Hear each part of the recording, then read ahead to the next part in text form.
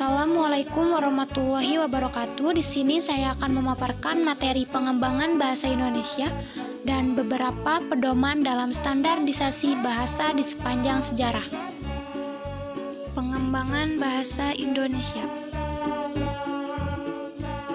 A. Arti, latar belakang, dan tujuan pengembangan bahasa Indonesia. 1. Arti pengembangan bahasa Indonesia. Pengembangan merupakan usaha sadar atau usaha disengaja, yaitu usaha mengembangkan. Pengembangan bahasa Indonesia merupakan usaha sadar mengembangkan bahasa Indonesia, atau usaha sadar mengarahkan bahasa Indonesia itu menjadi berkembang sesuai dengan sasaran pengembangan bahasa Indonesia itu. Sasaran pembinaan bahasa Indonesia adalah penutur atau pemakai bahasa Indonesia, sedangkan sasaran pengembangan bahasa Indonesia itu adalah bahasa Indonesia sendiri. 2. Latar belakang pengembangan bahasa Indonesia. Ditinjau dari segi usia, bahasa Indonesia dengan nama Indonesia itu merupakan bahasa yang masih muda.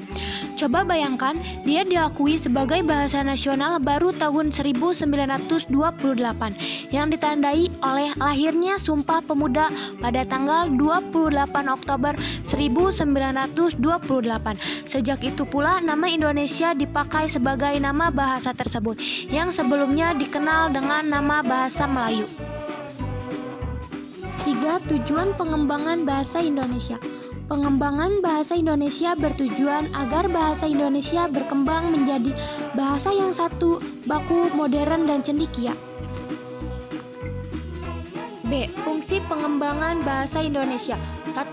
Fungsi pengembangan bahasa Indonesia bagi bahasa Indonesia. 2. Fungsi pengembangan bahasa Indonesia bagi kebudayaan nasional. C. Strategi pengembangan bahasa Indonesia. 1. Komponen-komponen pengembangan bahasa Indonesia. 2. Proses pengembangan bahasa Indonesia. 3. Orientasi bahasa sumber dalam pengembangan bahasa Indonesia. D. Kondisi pengembangan bahasa Indonesia. 1. Peristiwa-peristiwa penting yang menunjang usaha pengembangan bahasa Indonesia.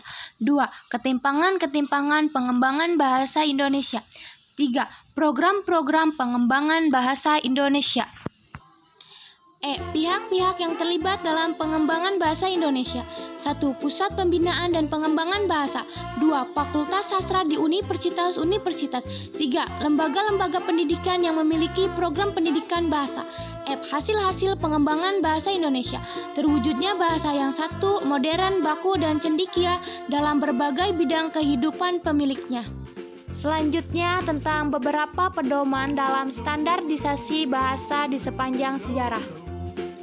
Ada 4 macam pedoman dalam standarisasi bahasa di sepanjang sejarah, yaitu sebagai berikut. 1. Standarisasi bahasa yang didasarkan kepada suatu konsep. 2. Standarisasi bahasa yang didasarkan kepada pemakai bahasa dan daerah bahasa itu dipakai. 3. Standarisasi bahasa yang dipedomani kepada pemakaian bahasa itu. 4. Standarisasi bahasa yang dipedomani kepada ketentuan-ketentuan formal atau kodifikasi yang telah disiapkan sebelumnya. Sekian materi yang dapat saya sampaikan, kurang lebihnya mohon maaf. Wassalamualaikum warahmatullahi wabarakatuh.